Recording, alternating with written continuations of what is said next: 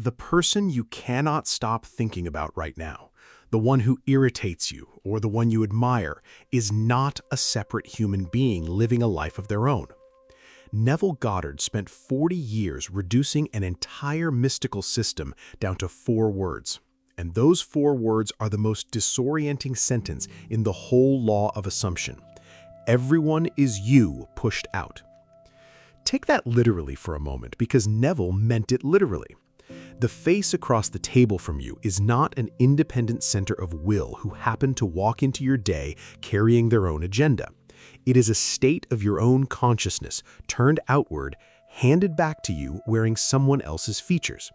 The stranger on the train, the coworker who tightens your chest, the person whose approval you keep chasing, none of them is a person you are dealing with. Each one is you externalized. I know how that sounds. It sounds like the kind of claim that should be met with immediate suspicion, and if you have made it this far into the genre without switching off, you have earned the right to be suspicious. So let me be precise about what this video is going to do. It is not going to comfort you, and it is not going to accuse you. It is going to remove an exit. By the end, you will understand why the one strategy almost everyone runs on difficult people, the strategy of trying to fix them, convince them, or outlast them, is aimed at nothing, not at the wrong target, at nothing at all. Because the target you were aiming at was never there in the way you assumed. And once you see that, the thing you thought was your prison turns out to be the one lever you have always been able to move. Stay with the discomfort. That discomfort is the door. Think about the person in your life who takes up the most of your inner space. Not the one you love easily, the one you struggle with. The one whose voice replays in your head, whose next move you rehearse, whose behavior you have been quietly waiting to change for months, maybe for years. Now look at what you have actually been doing about them. You have been managing them. You explain yourself more carefully, hoping they will finally understand. You brace before every conversation. You collect evidence for the case you will never fully present. You wait for them to soften, to apologize, to become the version of themselves that would let you relax. And underneath all of it runs a single assumption so obvious you have never questioned it, that they are the problem, and that when they change, your experience will change. Here is the uncomfortable observation. It never works, not because you were doing it badly, but because the entire operation is built on a foundation that does not exist. You are pulling a lever that is not connected to anything. The other person is not a mechanism you can reach in from the outside and adjust. Neville put the principle plainly across his lectures. The world is yourself pushed out. If that is true, then trying to change another person is like walking up to a mirror and physically pushing on the reflection to make it stand up straight. You can push until your hands ache. The reflection will not move, and not because it is stubborn.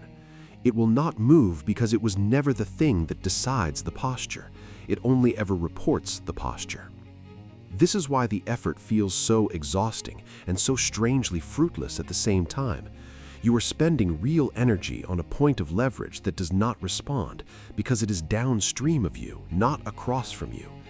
And as long as you keep pushing on the reflection, you will keep concluding that the reflection is difficult, when the truth is quieter and far more demanding. Now the nerve of the whole thing, the recognition this video is built around. Bring 2 people to mind. First, the person who irritates you most, the trait in them you cannot stand, the arrogance, the neediness, the coldness, whatever it is that flares in your chest the moment they appear. Hold that. Second, the person who fascinates you, the one you admire from a distance, the one whose ease or confidence or brilliance you find yourself drawn to, replaying, wishing you had. Hold that too. Now the claim that should make you uneasy. Those 2 reactions are the same event. The trait that enrages you in one person and the trait that captivates you in another are both parts of yourself, pushed out to where you can finally see them from the outside. Irritation and fascination are not opposites here. They are the same mechanism running in two directions. In both cases, you are looking at a state you are carrying, projected onto a face, and mistaking your own reaction for information about them. The person who fascinates you is showing you a state you have disowned and long for. The person who irritates you is showing you a state you have disowned and refuse. Same disowning, same projection, different flavor. And both of them feel, from the inside, exactly like a fact about someone else. This is where the theory stops being abstract and starts touching your actual life. Because if this is true, then your strongest reactions to other people were never really about them. Your admiration is a report on what you are ready to become.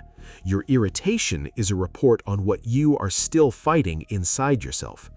The cast of characters around you is not a set of independent strangers. It is a mirror arranged in 100 faces, each one reflecting a state you are occupying, whether you admire the reflection or cannot stand the sight of it. To go further, we need the one word Neville leaned on more than any other, and the word is state. Almost everything in his teaching turns on it, and most people skip past it because it sounds ordinary. It is not ordinary. It is the hinge. A state is not a mood, and it is not a personality. A state is a whole self, complete with its own way of seeing, its own assumptions about what is possible, and its own version of every person in your world. Neville taught that you move through states the way a traveler moves through cities. You are not the state. You are the awareness that occupies it, the I am that can enter one state or leave it and enter another. Here is the part that matters for tonight. When you occupy a state, that state populates your entire world to match itself. The state of feeling unwanted does not just sit quietly in your chest. It reaches out, and it casts everyone around you in the role that state requires. The friend becomes distant, the partner becomes withholding, the stranger becomes cold. Not because they conspired to confirm your feeling, but because you were looking at all of them from inside a state, and a state hands you a world that agrees with it. Neville developed this most fully in The Power of Awareness in 1952, where consciousness itself is the only reality, and every condition you meet is the outpicturing of the state you are consciously or unconsciously occupying. Read that carefully. The condition you meet is the outpicturing. The other person in this framework is a condition you are meeting, which means the other person is an outpicturing of your state. So when you ask, why is this person like this toward me? The question already contains a hidden error. It assumes the person has a fixed way of being that you are simply discovering. But there is no fixed person out there being discovered. There is a state you are in, and a face through which that state is showing itself to you. Now we can name the teaching directly. Everyone is you pushed out. Neville used this phrase, often shortened to EIYPO, to compress the entire law of assumption into its most confronting form. Not everyone is a reflection of you. Not everyone mirrors you a little. Everyone is you, pushed out. The whole world of others is your own consciousness turned inside out and set in front of you as if it were separate. He built the ground for this in Awakened Imagination in 1954, where imagination is named as the one operant power, the sole cause behind what appears, and the outer world is described not as an independent reality you react to, but as consciousness projected. If imagination is the only operant cause, then nothing in your outer world is an independent second cause acting on you. There is one cause. It is inner. Everything else, including every person, is effect. Follow the logic where it leads, and it arrives somewhere brutal. If everyone is you pushed out, then the person who wronged you is you, pushed out from a state that expected to be wronged. The person who dismisses you is you, pushed out from a state that doubts it deserves attention. Nobody is arriving from the outside to do something to you. The entire cast is being projected from where you stand, playing back the state you are standing in. This is the door that so many people quietly refuse, and I understand why. It is far more comfortable to have real enemies and real obstacles out there than to accept that the whole difficult crowd is your own consciousness wearing masks. A real enemy lets you stay exactly as you are and be right about it. Everyone is you pushed out takes that comfort away and hands you something heavier and better in its place. Let us slow down on the practical mechanics, because this is where the teaching becomes usable instead of just unsettling. Every reaction you have to another person is a report, not a report on them, a report on the state you are occupying while you look at them. Picture the person whose name in your phone makes your stomach drop. When their message arrives, watch what happens inside you before you have read a single word. A whole atmosphere floods in. Defensiveness, resentment, the old braced feeling. You will swear that feeling is caused by them, that they earned it, that anyone would feel this way. But the feeling arrived before the content did. It was already loaded. It was your state waiting for a face to hang itself on. That is what a reaction is. It is your state, made visible in the shape of a person. And the moment you can read it that way, something shifts. You stop asking, why are they like this? And you start asking, what state am I in that this person keeps confirming? The first question has no answer because it points at a mirror. The second question has an answer, and the answer is available to you right now without their permission and without their cooperation. Before we go on, I want to ask you one thing, because your answer is the whole practice in miniature. Think of two people, the one who irritates you most and the one you most admire. Then tell me in the comments which of those two has taught you more about the state you are actually in. Not which one is a better person, which face showed you more of yourself. Take a breath with it before you answer, because the honest reply is rarely the obvious one. Now we reach the part that earns the word confronting, and I am not going to soften it. What everyone is you pushed out really does is remove an exit, a specific one, the one you have been using for years without noticing. As long as there is a real, separate them out there, you get to stay the same. You get to keep your character exactly as it is and hand the responsibility for your experience to the world. They are difficult, so of course you are guarded. They are unfair, so of course you are resentful. The people out there are the reason your inner weather never clears, and because they refuse to change, you are excused from changing too. It is a perfect airtight arrangement, and it keeps you frozen. Take the separate person away, and the arrangement collapses. If every face is you pushed out, there is no external author of your experience to appeal to. The cold coworker cannot be the reason, because the cold coworker is your state wearing a face. The distant friend cannot be the reason. The whole outer cast turns into a single mirror of your own consciousness, and a mirror does not owe you anything. It cannot be negotiated with. It only ever changes when the thing in front of it changes. This is exactly why the teaching feels like a loss before it feels like freedom. You are losing the right to be a victim of other people. That right is comfortable. It lets you feel wronged instead of responsible, and being wronged asks nothing of you.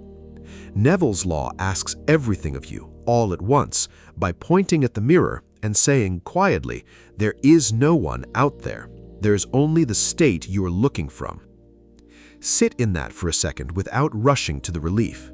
The relief is real and it is coming, but it only means anything once you have actually felt the exit close. Here is what waits on the other side of that closed exit, and it is the reason the whole hard teaching turns, in the end, toward freedom. If the outer cast is a mirror, then the mirror has one honest property you can absolutely rely on. It moves when you move. Every time. It has no independent will with which to resist you.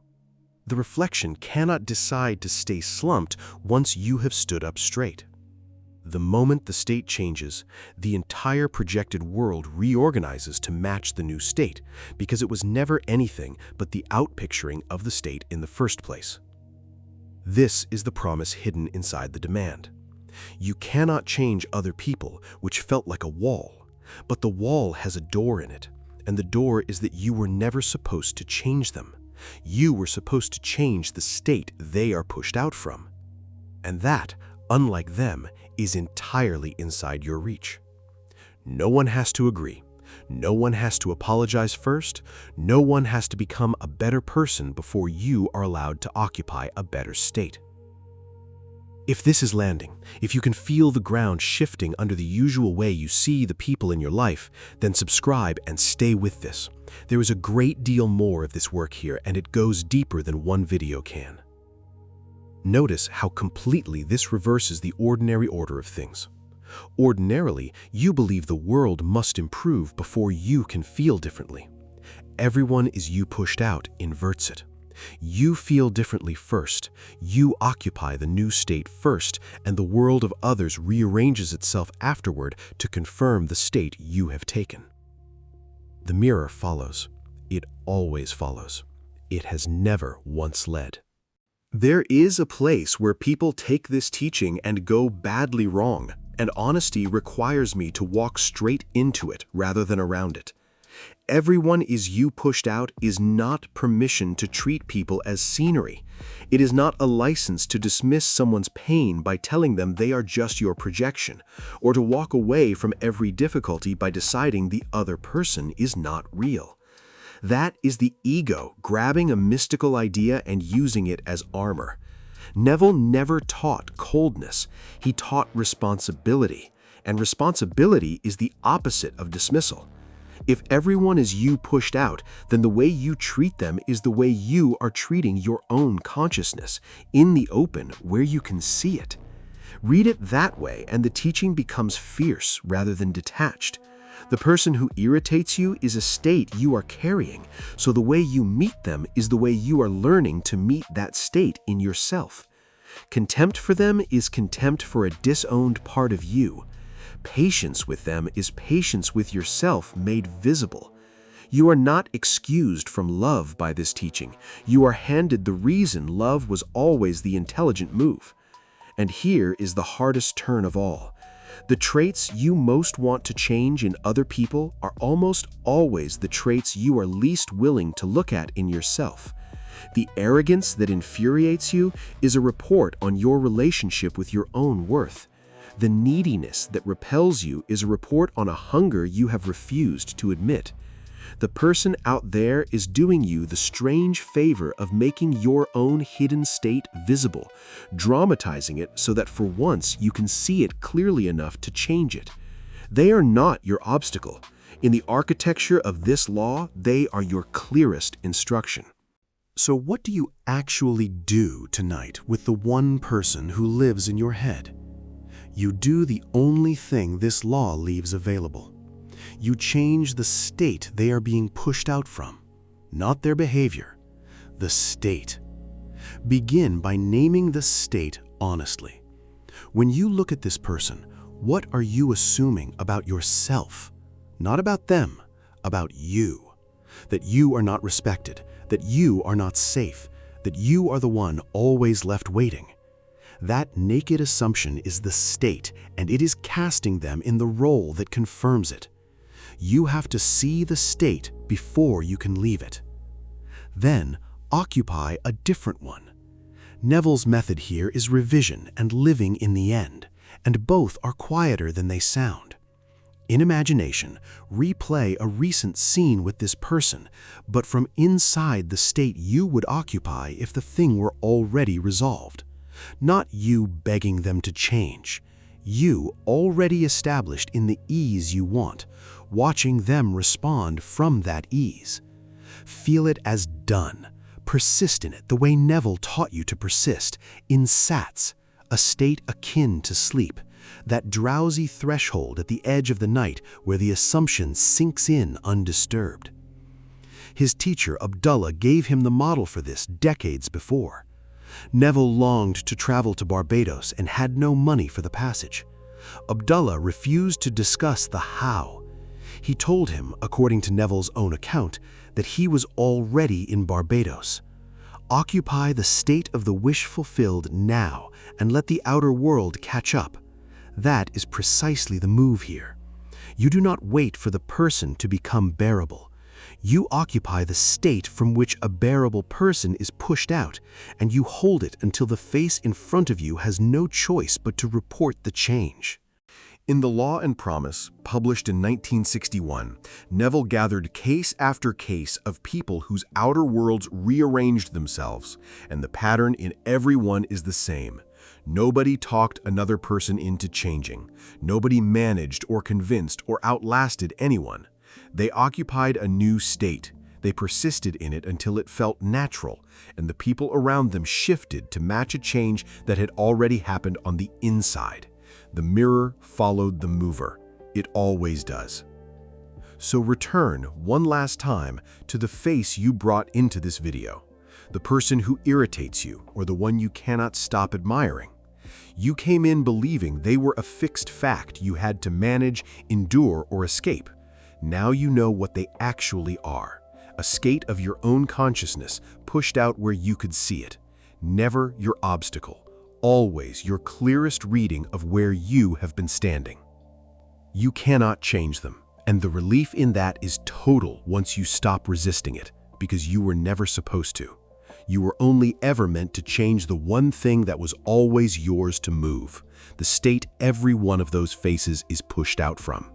Change that and watch the whole cast rearrange itself around the person you have quietly become.